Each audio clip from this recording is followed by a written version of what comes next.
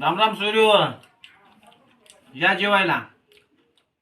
काही म्हणा सोयरू, घरी जेवायची जी मजा आहे ते इमानदारच्या वेगळीच आहे बघा.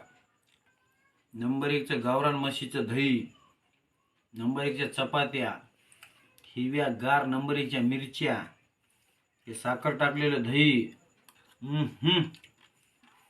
अशी चव आहे म्हणता.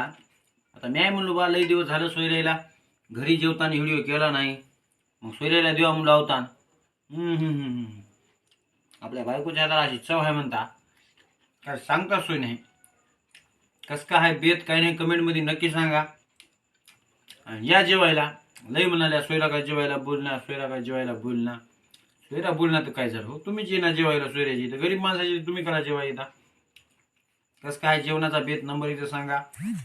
हिरव्या गार मिरच्या तिखट जरी राहिल्या तरी काय करत नाही, गावरान माणूस शिंग असं कचकच खाऊ शकते.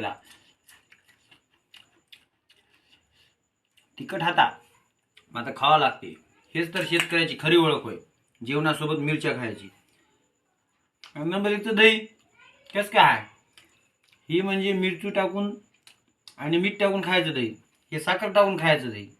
आबा बाबा बाबा चव. ए चपाती आणि चपाती संपली.